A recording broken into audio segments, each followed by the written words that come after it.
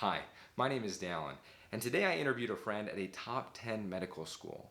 He had a ton of success throughout the application process, getting 8 interviews and 5 acceptances, including to one of the nation's top programs. When I asked what he attributed his success to, he did not say a high MCAT or high GPA. In fact, he said that he was average in both of those areas. What he did excel in were soft skills, meaning that he had a strong personal statement and understood the interview process. So with that, let's dive into the details of how my friend was so successful throughout the application process.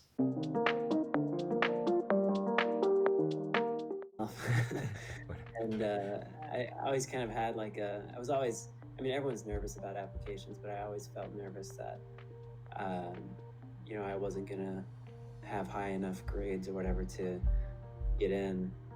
And so, yeah, I mean, took the MCAT, did all my applications, submitted everything as early as possible.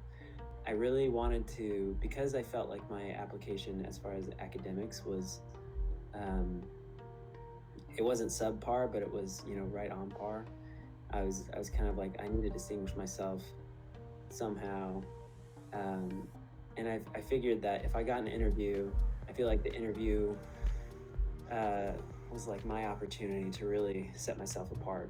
Um, and looking back, I realize now that people on admissions committee care about academics, but they care much less about that versus who you are as a person, your story. If you have an interesting, consistent, compelling, story of why you want to pursue medicine, and that's kind of paramount. And so when I interviewed, I ended up getting quite a few interviews, surprisingly. And You I'm know from how Texas. many you got?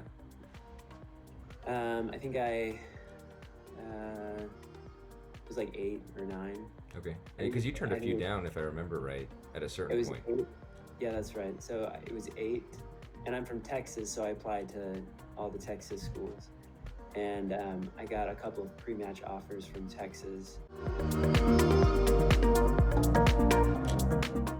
Interviewing was actually one of my strong suits, and I mean, I would like really prepare for interviews. I think something that's really useful is looking at each individual school, what sets them apart, their mission statement, their vision statement, like identifying specific questions about their curriculum or things that set them apart, whether they offer a master's program or whatever emphasis they have, bringing that up in the interview, asking more about it, um, being extremely well versed with your application, and just kind of going through the classic questions, why medicine, why you, why should we accept you, why do you want to come here? Those questions you just have to have like really good answers to. Being familiar with who you are on paper is extremely important. So, did you practice for interviews? Absolutely, 100%. My wife and I printed out interview questions, and when we'd be driving, I was like, all right, ask me a random question. It was like, a list of 200 questions, and I would just try responding, you know, as quickly as I could. And before I interviewed, my school offered like practice interviews. I did that. I would sit down and write out responses to, low-hanging fruit questions. I practice interviewed with my dad.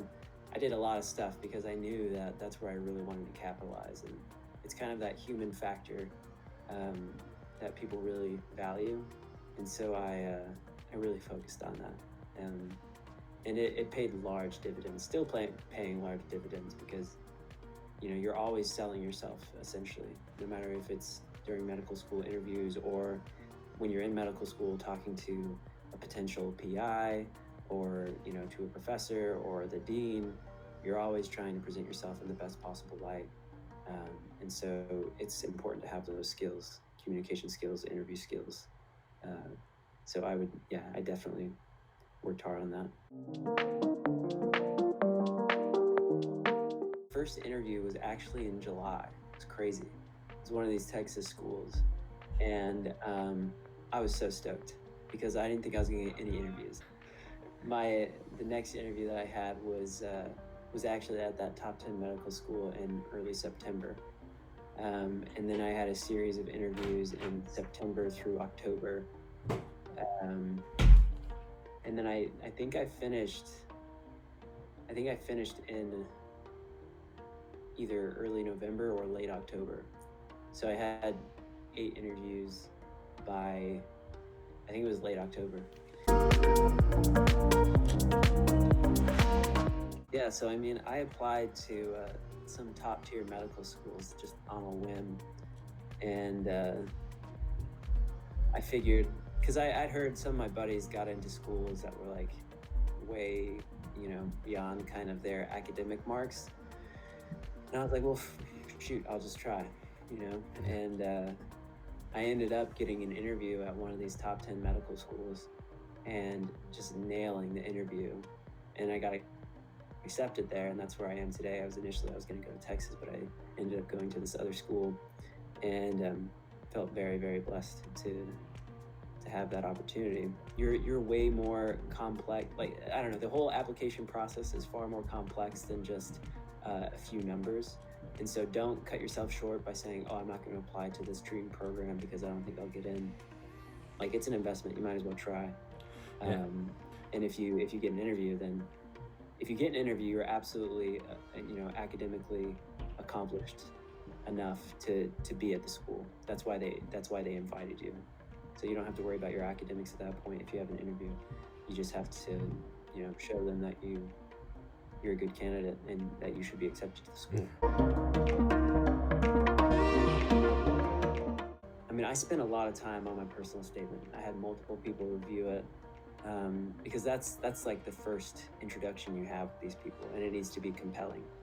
I also spent a lot of time editing and re-editing my applications and my essays, both for the primary application as well as secondary, because again, that's what gets you the interview.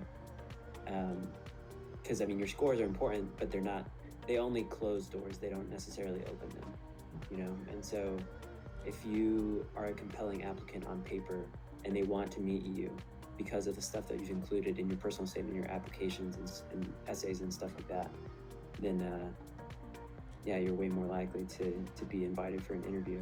So I mean, I don't know if I have an exact hour amount, but I spent a significant amount of time, and I don't know, I did it until the point that I felt comfortable.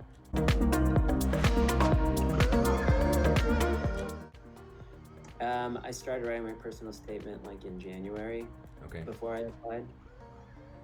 And I started interviewing, like practiced interviewing in, I'd say like May. I mean, I started practicing interviewing like out those questions like year before interviews, just because I was like, all right, I want to really, just kind of get familiar with having to think about stuff. But I really started practicing probably like 2 months before I got my first interview, so like late May, early June. How many acceptances did you end up getting? 5. So 5 out of the 8 programs you interviewed at? Yeah. And I got accepted to one of the out-of-state schools that I had applied to mid-October. And then I got a couple of pre-match offers from Texas in mid-November. And then I got accepted to the top 10 program in February. So I hope you enjoyed the video. This was a pilot, so please let me know in the comments below what I could improve on, or other people that you would like me to talk to, or if this is some content that you would like to continue to see in the future. Now, I also asked him how he ended up studying for step 1, and I will upload that video tomorrow. And with that, I hope you guys enjoy the rest of your day.